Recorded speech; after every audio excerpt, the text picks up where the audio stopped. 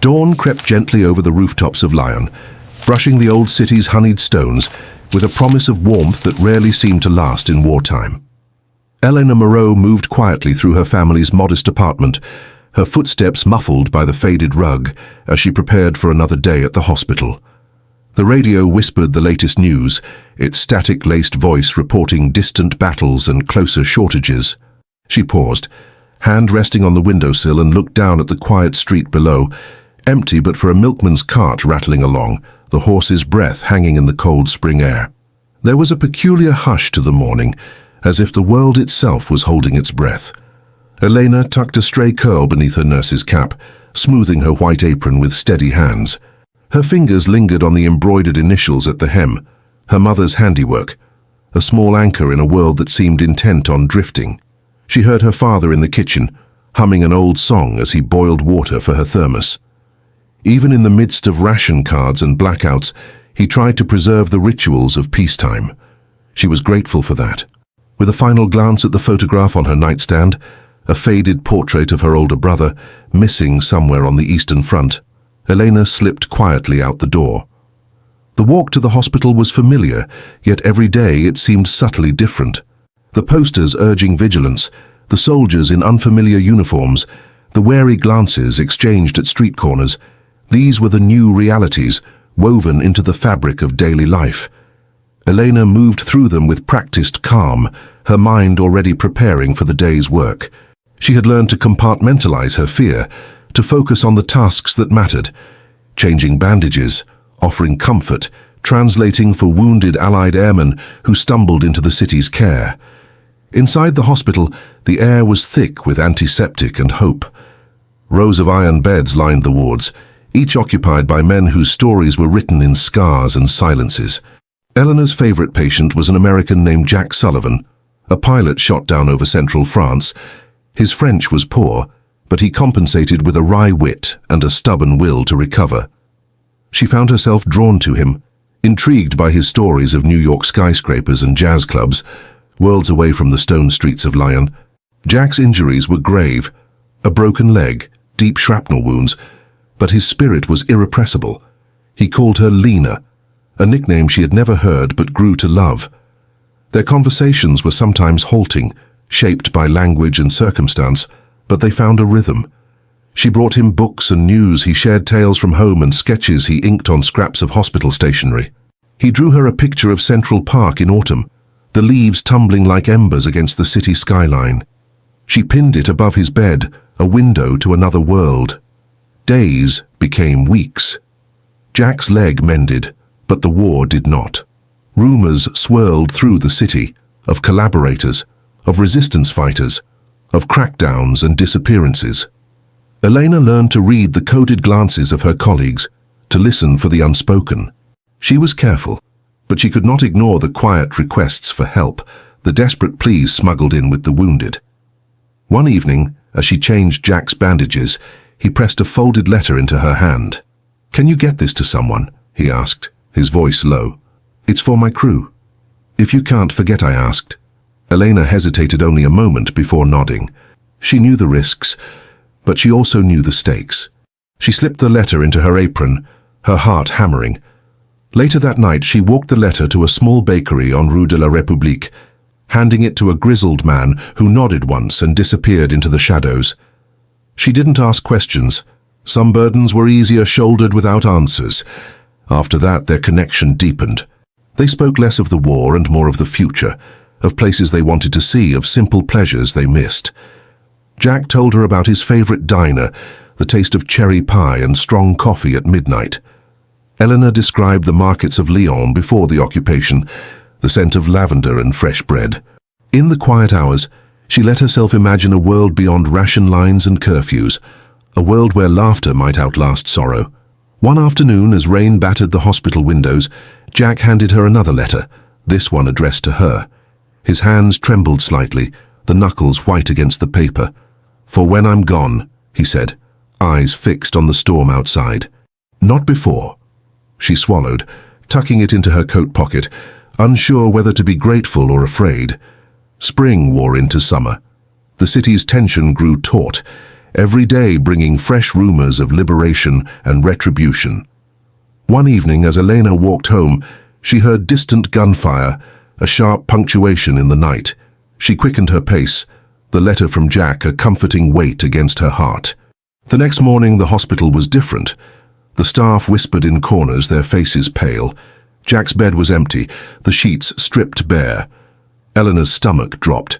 She found Matron Beaumont in the corridor, her expression grim. "They took him," the matron said softly. "The Gestapo. Someone betrayed him."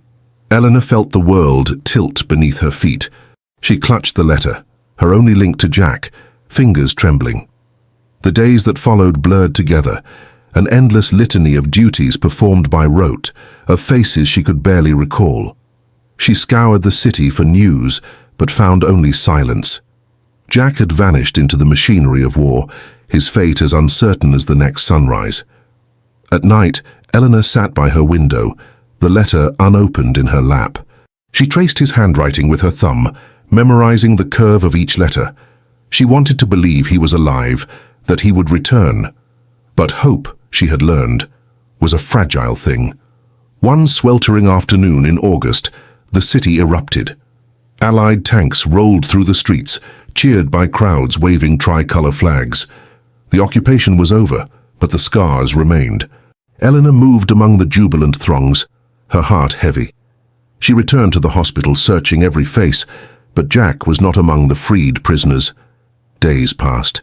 The city rebuilt itself in fits and starts, old routines returning like hesitant guests.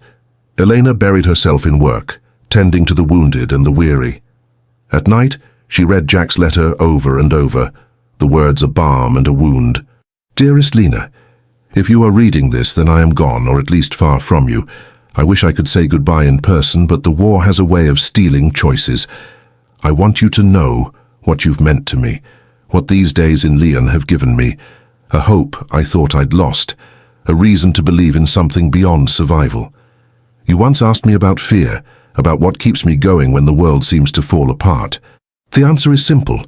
It's you, your kindness, your courage, your laughter even when you're tired. That's what I'll remember, whatever comes next. If I don't make it home, promise me you'll keep living. Don't let this war steal everything from you. There is a world waiting for you, Lena, and I hope you find happiness in it. Maybe someday, if the fates are kind, we'll meet again. If not, know that I loved you. I love you still. Yours always, Jack." Elena wept as she read, the tears silent and unbidden. In the months that followed, she carried Jack's letter everywhere, a talisman against the emptiness. She wrote to every address she could find, Red Cross offices, Allied command posts, prisoner lists, searching for news. Each reply was the same. No information, no record, no hope. Seasons turned. The city healed, wounds closing over but never truly vanishing. Elena found solace in small things, a child's laughter, the scent of lilacs in the hospital garden, the comfort of routine. She never stopped looking for Jack, but she learned to live with the not knowing, with the ache of absence. One crisp autumn morning a letter arrived. The envelope was battered, the handwriting unfamiliar, but unmistakably American. She tore it open with shaking hands. "Ms. Moreau, I am writing on behalf of Lieutenant Jack Sullivan. He asked me to contact you should I survive the camps. Jack was with me at Stalag 7A. He spoke of you often, and your letters kept his spirits alive. I regret to inform you that he passed away in April, shortly before liberation. He wanted you to know that he never gave up hope. He asked me to send his love and thanks. I am sorry for your loss. Sincerely, Corporal Daniel Harris." Elena sat very still, the world narrowing to the words on the page. She felt a strange sense of peace, mingled with grief. Jack was gone, but his love had bridged the distance between continents, between life and death. She folded the letter carefully, placing it alongside Jack's in a small wooden box. Years passed. The hospital closed, then reopened as a school. Eleanor moved on, working as a nurse in the New France, her hair streaked with silver, her heart marked by the war's long shadow. She never married, but every year, on the anniversary of Lyon's liberation, she visited the old hospital garden. She would sit among the lilacs reading Jack's letter aloud, her voice steady in the quiet morning. Sometimes she imagined Jack beside her, his hand warm in hers, their laughter mingling with the birdsong. She pictured the life they might have had. A cottage by the river, evenings spent dancing in the kitchen, the taste of cherry pie at midnight. These dreams were bittersweet, but they were hers. Elena became known in the city as the nurse who remembered, the woman who tended not just wounds, but memories. She helped others write letters to faraway loved ones, teaching them to find hope in words. She told them Jack's story, not as a tragedy, but as a testament to the power of love in the darkest of times. The war had taken much from her, but it had also given her something precious, a reminder that even in the midst of chaos, love endures. She cherished that truth, holding it close through every season. In her final years, Elena received a visitor, a young American journalist researching stories of the resistance. He listened as she recounted her memories, his eyes bright with understanding. Before he left, he pressed a letter into her hand. "My grandfather asked me to give you this," he said. "He said you saved his life." Elena opened the letter slowly, her hands trembling as she recognized the handwriting, Jack's, unmistakable. The journalist explained, "Jack wrote it in the camp, but my grandfather kept it safe all these years. He always hoped to return it to you." The letter was brief, but the words were luminous. "Lena, if you receive this, it means hope survived. I want you to know that loving you changed me. You showed me a world beyond fear, beyond war. Wherever I am, I carry you with me. Take care of yourself, my brave girl." "All my love." Jack tears streamed down Elena's face, but she was smiling. The letter was not an ending, but a beginning. A confirmation that love, once given, could outlast even the harshest winter. She pressed the pages to her heart, whispering a thank you to the man she had loved, to the life they had built in letters and dreams. That evening, as twilight settled over Lyon, Elena walked along the river, the city alive with laughter and music. She felt Jack's presence in the hush between heartbeats, in the rustle of leaves overhead. She was not alone. The love they had shared, brief and brilliant, had changed everything. Not just for them, but for all who believed in the quiet power of hope. As the stars emerged, Elena looked up and smiled. The war was over, but love, her love, remained. In every letter written, in every kindness given, in every memory cherished, Jack lived on. And so did she, forever shaped by a love letter that changed everything.